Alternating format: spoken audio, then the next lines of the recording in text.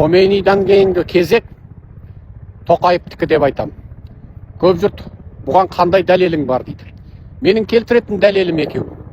Әлемдік ірі алпауыттар қазір Америка, Ресей, Қытай.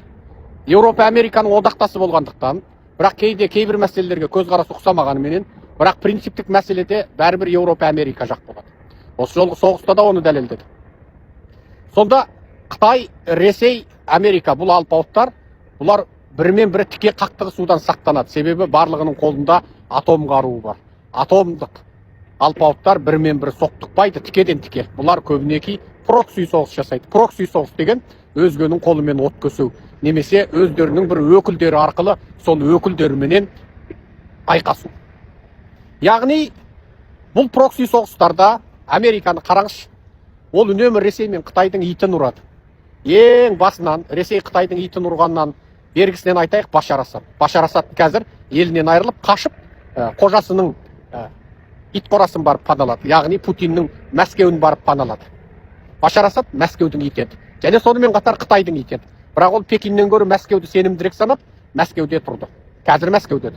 Одан кейін Мадуро. Мадуро Орыс пен Қытайдың қатар ит еді. Ресейдің оған салған әскери қаражаты ең көп, 50-70 миллиард, Қытайдікі тіпті 100 миллиард.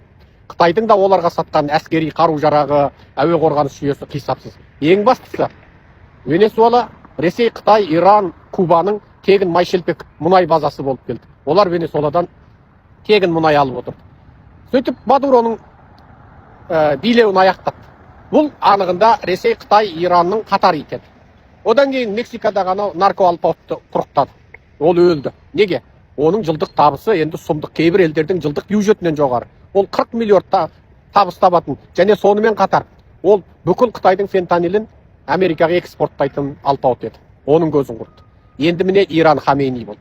Сонда мейлі Башар Асад болсын, мейлі Мадуро болсын, мейлі Мексиканың нарко алпауыты болсын, мейлі Хомейни болсын, бұлардың барлығы Ресей мен Қытайдың итеді. Шетінен ұрып келе жатыр. Демек алда сіздер үміт етпеңіздер. Путиннің басын шабады, немесе Путинді Мадуроша барымталайды, немесе Ши Цзиньпиннің басын шабады, немесе Ши Цзиньпинді Мадуроша барымталайды деп. Жоқ, тіке қақтықпайды. Енді осы Орыс пен Қытайдың ендігі иті кім? Бірі Лукашенко, бірі Солтүстік Кореядағы Мешел бала Ким, одан кейін Тақай, Тақайдан кейін ана Орта Азиядағы басқа да стандардың диктаторлары, тағы басқалар. Енді осы қалың адамдарды қарап отырсақ, Кубаны ауызға алуға да келмейді. Себебі Куба ол енді қалпақпен ұрып алатын қалды. Қазір ол